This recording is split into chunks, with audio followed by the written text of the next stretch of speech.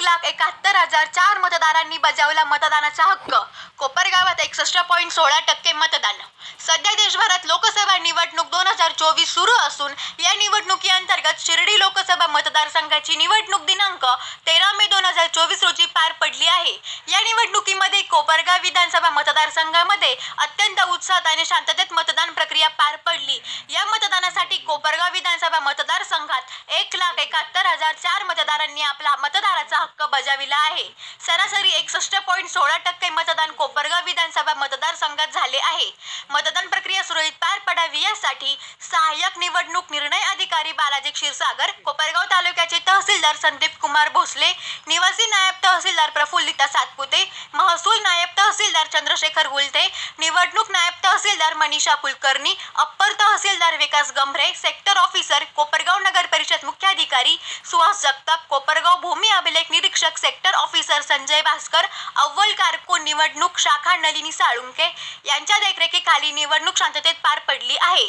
कोपरगाव शहर पोलीस स्टेशनचे पोलीस निरीक्षक प्रदीप देशमुख, त्याचबरोबर कोपरगाव तालुका पोलीस स्टेशनचे पोलीस निरीक्षक संदीप कुमार कोळी यांनी चोख बंदोबस्त ठेवत कोपरगाव विधानसभा मतदारसंघात शांततेत निवडणुका पार पाडल्या आहे।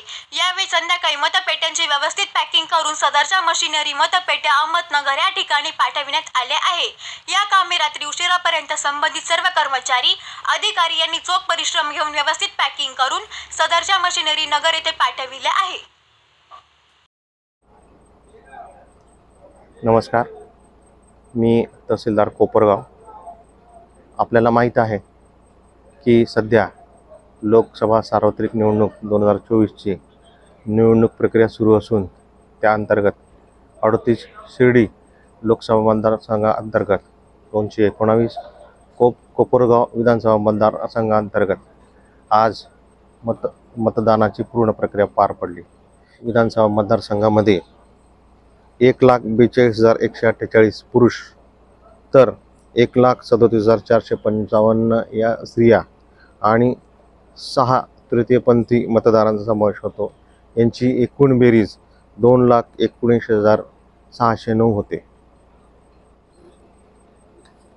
या दरम्यान मतदानाची जी आकडेवारी आपल्यासमोर आलेली आहे 93,472 पुरुषांनी तसेच 77,531 स्त्रियांनी आणि त्यासोबतच एका तृतीयपंथी व्यक्तीने मतदानाचा हक्क बजावला आहे।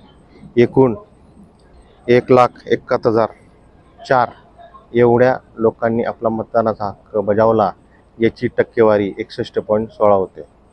गेल्या 2 महिन्यापासून लोकसभेच्या निवडणुकीच्या अनुषंगाने प्रशासनामार्फत विविध प्रकारे आपली तयारी सुरू होती।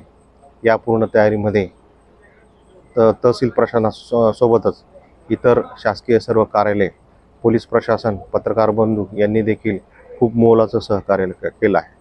13 तारखेला जी मतदानाची आपली पूर्ण प्रक्रिया पार पडली त्यामध्ये कुठल्याही प्रकारचा अनुचित प्रकार घडला नाही। सर्वच ठिकाणी अगदी शांततेत मतदानाची पूर्ण प्रक्रिया पार पडलेली आहे।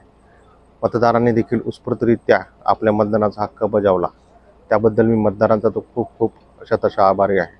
या पूर्ण प्रक्रियेमध्ये आमच्यासोबतच सर्व प्रशासकीय विभाग, पोलीस, इतर सर्व विभाग तसेच पत्रकार बंधू, मीडिया विभाग यांनी देखील आपलं खूप मोठं मोलाचं योगदान दिलेलं आहे।